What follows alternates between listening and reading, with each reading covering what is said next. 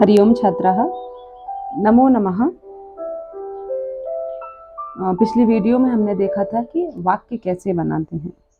अब जब हमने एषः, सः, सा, एषा, एतत्, अयम इत्यादि शब्द सीखे, तो अब हमें ये जानना भी बहुत ज़्यादा ज़रूरी है कि इनमें भेद क्यों है, कैसे है, वाक्यों में प्रयोग कैसे करना है। तो आप देख रहे हैं कि हमारा अगला विषय है वीडियो का लिंग परिचयः और शब्द रूपम। तो जो हमने एषः, एषा, एतत् इत्यादि शब्द सीखे, ये कहाँ के भेद थे? ये आते हैं विषय लिंग परिचयः। आप थोड़ा सा आगे देखेंगे तो आपको ये ज्ञान हो जाएगा। विषय क्या है? लिंग कितने होते हैं? 3 लिंग होते हैं। संस्कृत में 3 लिंग होते हैं। पुल्लिंग शब्दाः, स्त्रीलिंग शब्दाः और नपुंसकलिंग शब्दाः। शब्द कितने प्रकार के होते हैं? 3 प्रकार के होते हैं, पुल्लिंग, स्त्रीलिंग और नपुंसकलिंग। अब आप यहाँ पे देखेंगे तो सबसे पहले आप देख रहे हैं शब्द रूपाणी कहाँ पर? पुल्लिंग में। अगर पुल्लिंग के शब्द हैं तो कैसे चलें? अब जब बात आती है शब्दों की, तो हम कभी कभी कुछ शब्दों को एक व्यक्ति के लिए प्रयोग करते हैं, कभी एक से ज़्यादा 2 या 2 से ज़्यादा 3 या कितने भी। तो संस्कृत में इनके लिए उन्होंने अलग अलग रूप बनाए हैं, अलग अलग भेद हैं, उसको आप आगे जानेंगे। यहाँ देखिए, पहले ही हमने बताया था कि अगर पुल्लिंग शब्दों की पहचान करनी है पुरुष, तो उसमें आपको सामान्य रूप से विसर्ग दिखता है। बालकः, रामः, हरिः, पतिः, गुरुः। अगर हम बालकः बोलते हैं तो एक बालक, अगर 2 बालक हैं तो हम प्रयोग करेंगे बालकौ, रामौ, हरि, पति, गुरु इत्यादि। और अगर वही 2 से अधिक हैं तो हम बोलेंगे बालकाः, रामाः, हरयः, पतयः, गुरवः। स्त्रीलिंग में भी ऐसे ही रूप चलेंगे। लता स्त्रीलिंग की वही पहचान है। इकारांत भी होते हैं, पद दीर्घ आकारांत, दीर्घ इकारांत शब्द अत्यधिक देखते हैं हम संस्कृत में स्त्रीलिंग में। तो यहाँ भी वही लता, मतिहि, नदी, धेनुः, माता, ये सभी कहाँ के हैं? स्त्रीलिंग के शब्द हैं एक व्यक्ति के लिए। पर अगर वही 2 हैं तो लते, मति, नद्यौ, धेनु, मातरौ। और 2 से अधिक बहुवचन तो लताः, मतयः, नद्यः, धेनवः, मातरः इत्यादि। नपुंसकलिंग में अगर आप देखें तो फलम, पुष्पम, पत्रम, मनः। 2 हैं, फले, पुष्पे, पत्रे, मनसि। फलानि, पुष्पाणि, पत्राणि, मनांसि इत्यादि रूप चलते हैं। और एक ये भी नपुंसकलिंग शब्द दिया है, मधु, मधुनि, मधुनि। अब अगर आप अपना नया विषय देखें तो एक विषय आप शीर्षक देख रहे हैं वचन परिचय। शीर्षक क्या है अपना? वचन परिचय। यानी संस्कृत में क्या होता है? वचन होते हैं। वचन कितने? वचन भी लिंगों के समान ही 3 होते हैं। वचन भी लिंगों के समान 3 होते हैं। तो एक वचन, द्विवचन और बहुवचन। जैसा कि आप नीचे देख रहे हैं पेटिकाओं के ऊपर लिखा हुआ है बॉक्सेस पर, एकवचनम, द्विवचनम और बहुवचनम। अब अगर आप उन्हीं का परिचय यहाँ पर देखें, वचन परिचय है प्रथमा एकवचनम। तो बालकः, महिला, वृक्षः, बालिका, देवः, व्याधः। यानी एक लाइन में आपको कुछ शब्द, सारे ही जितने भी शब्द आप देख रहे हैं वो सभी कहाँ हैं? एक वचन में। हर एक प्रकार के शब्दों का यहाँ उदाहरण दिया है इन्होंने कि रूप कैसे चलेंगे।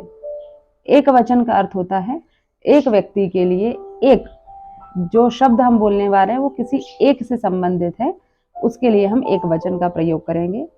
फिर है प्रथमा बहुवचनम, यानी हम यहाँ पर प्रयोग करने वाले हैं बहुवचन का। क्या है? बहुवचनम। जैसे कि बालकः एक वचन था तो बालकाः, पुरुषाः, देवाः, अध्यापकाः, किशोराः, ये सभी शब्द कहाँ हैं? पुल्लिंग में। पुल्लिंग का बहुवचन रूप है ये सभी जो आपने अभी देखे।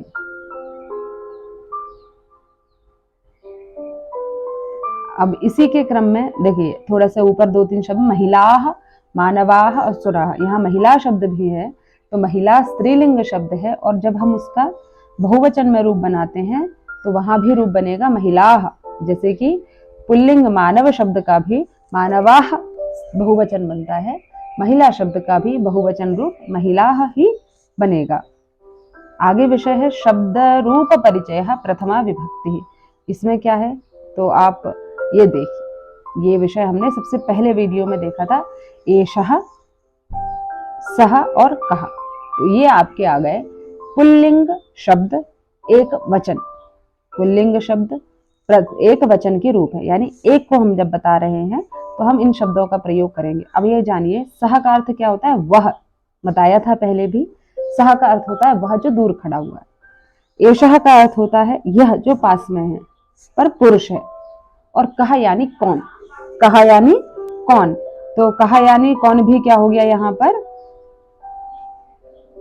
पुल्लिंग में ही हो गया प्रश्नवाचक शब्द। जैसे कि यहाँ पर कुछ आप प्रश्न देख रहे हैं, कहा चिकित्सकः यानी डॉक्टर कौन है, तो बोले सह चिकित्सकः वह चिकित्सक है। कहा वैज्ञानिकः, तो बोले वैज्ञानिक कौन है यहाँ पर, तो बोले एषः वैज्ञानिकः, ये जो आपके समक्ष खड़ा है, ये जो आपके पास है, यही वैज्ञानिक है। अगर इन्हीं का हम स्त्रीलिंग में प्रयोग करें तो सा एषा का कैसे बनेगा, सा यानी वह, एषा यानी यह और का यानी कौन।